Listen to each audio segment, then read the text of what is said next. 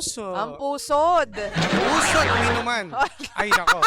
Ay, mga bangga, pumunta na kayo sa ating official Facebook page, Energy FM 1067. Yes, so di kayo naman sa ating TikTok account. Hanapin niyo lamang po 106.7 Energy FM. Ayan, live na live po tayo. Nasa taas ako, nasa baba si G. Oo, at pwede rin ako tumaas, pwede rin bumaba si Lindsay. Flexible naman tayo. At ito na ang ating reaksyon, dalawa. At ito ang aking unang reaksyon, ito nakakagulat. Ay, Kasi di ba, itong si kuya mong gwapo, militar, no? Siguro nga. Ano siya eh, tawag nito, matikas, religyoso. Sabi ni Queenie, di ba? At nagulat lang ako sa nangyari, no? Medyo nakakalungkot yan. At ito namang isa, para kay Queenie, ako ay naiiyak, no? Wala naman siyang ginawang masama. At sinuportahan pa nga yung lalaki sa training. May konting pagkakamali na ginawa dahil nakipag-inuman siya, pero wala naman nangyari. True. Normal lang yun, na ilabas niya. No? Ang sama ng loob. Yun pala, yun na yung magiging rason para mag-open up sa kanya yung jowa niya.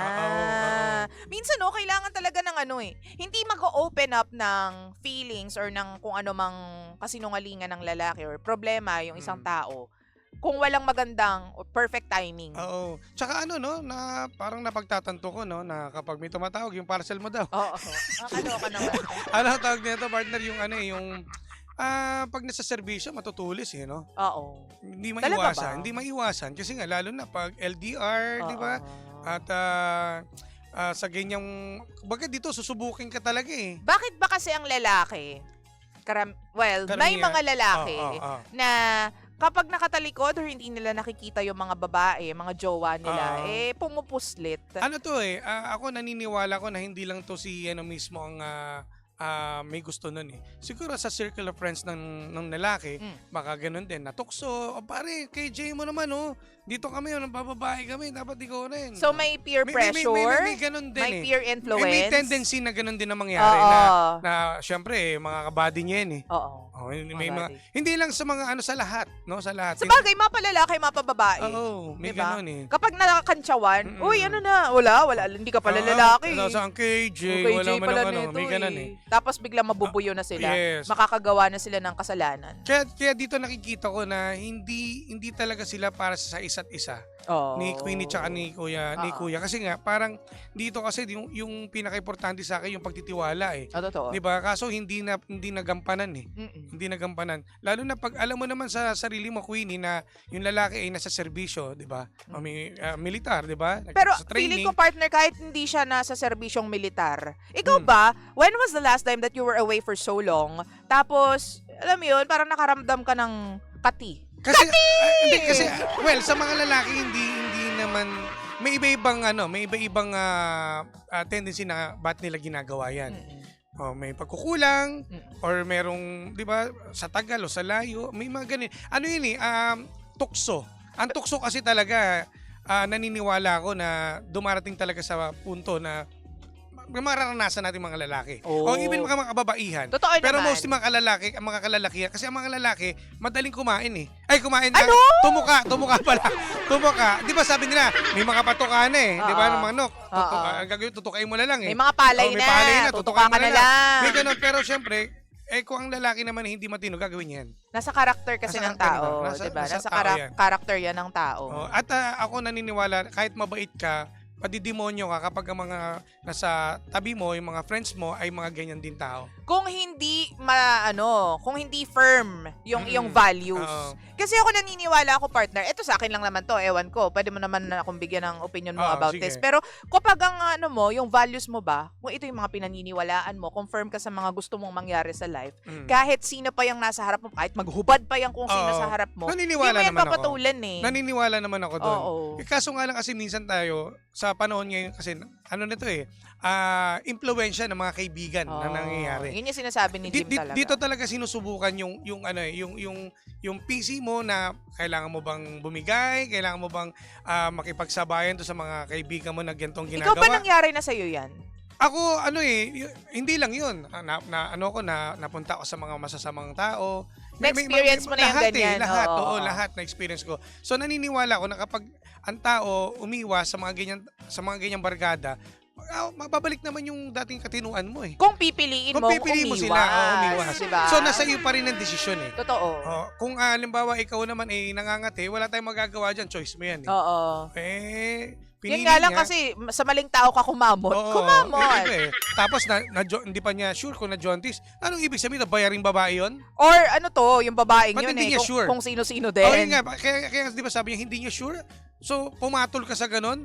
Ang Oo. baboy mo. Hoy! Loko. Di ba? Grabe ka naman. Hindi mo inisip na si Queenie, di ba? Nagmamahal sa'yo ng tapat. Tapos, nag-inom, pero wala siyang ginawang masama. Sabi niya. Naglabas na ng sama ng loob. Oo. Sabi niya, Oo. daw.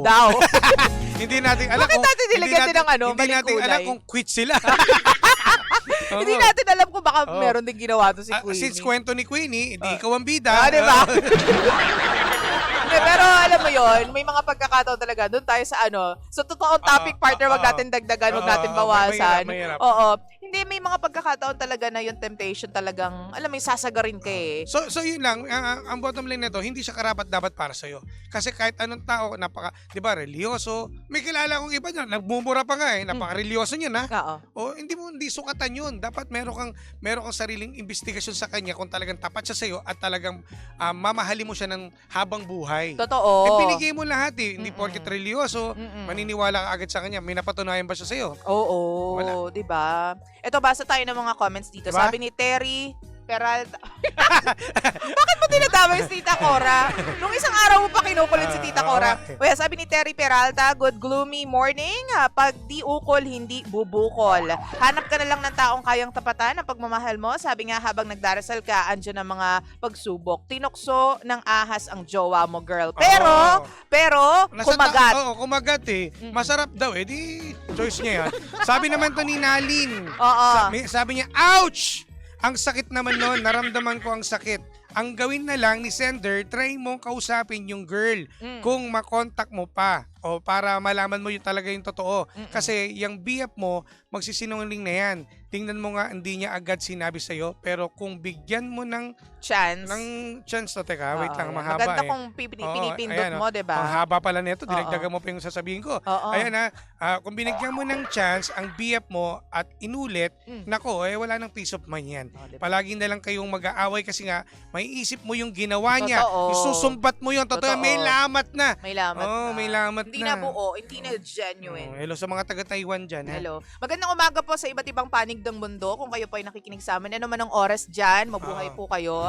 Basta para sa amin ni Jim, kung ikaw ay mapupunta sa sitwasyon kung saan questionin mo lahat ng mga gawa ng boyfriend mo o ng girlfriend mo, questionin mo lahat ng galaw niya, might as well leave na lang. Totoo. Ako rin, yun din ang ano ko eh. Ang mapapayo ko sa kanya, hiwalay mo na. Wala na eh. Nasira na yung tiwala mo sa kanya eh, di ba? Sa kahit anong bagay, partner. Sa Kapag lahat, wala ka ng peace of mind, hindi na, kumbaga, troubled palagi yung puso mo. Kung laging parang challenge siya yung lahat ng bagay, leave na lang. This time, di ba, ibinigay mo lahat ng buhay mo, ang time, sa lalaking yan. 'Di ba sabi niya, 'di ba ang family niya minsan bihira lang siya mauwi doon. Ito na yung time para siguro ibalin mo naman yung attention mo sa parents mo. Totoo, sa pamilya mo. Bumalik ka sa pamilya mo. Bumalik ka. Sabi naman dito ni Ali, once a cheater, always a cheater. Watching from Los Angeles, California. Ang sinasabi niya dito, naku baka mamaya hindi lang isang beses to nangyari. Ito pa lang yung mga published yung mga announced. Baka meron pang hindi nakukwento si Queenie. Ito lang siguro yung matindi. Wala na talaga. Kung alam mo sa sarili mo na yung sagot eh. Hindi mo na kami kailangan tanungin. Well, salamat sa pagkukwento at pagtitiwala sa amin. Pero sa amin, nakikita namin yung solusyon diyan eh. At saka, partner, naniniwala ako sa women's instinct. Totoo. Diba? Kapag nararamdaman mo sa sarili mo na, teka lang, there is something wrong. Parang niloloko niya ako.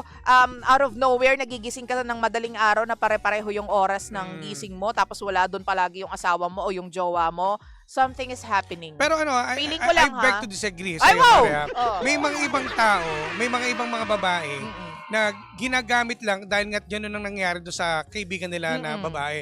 Huwag niyo lahatin kasi yung iba dyan, tamang hinala lang talaga. Minsan naaaning lang kayo. Totoo yun, partner. May mga bagay talaga na ikaw lang mismo naaaning. Siguro dahil walang tiwala. Wala kang tiwala sa sarili mo rin. Yun. Huwag mo sasabihin na wala kang tiwala doon sa partner mo. Sarili mo, wala ka rin tiwala. Sa bagay, pero partner, ang hoy naman. Siguro walang tiwala kasi hindi nabibigyan ng security, ng sapat na pagmamahal. Kaya hindi niya pa nagigain yung tiwala na yun. Kasi lahat Hindi ba ng niya ibang nakukuha? lahat lalo na mga kababaihan kasi minsan inaano nila yung Nilalahat.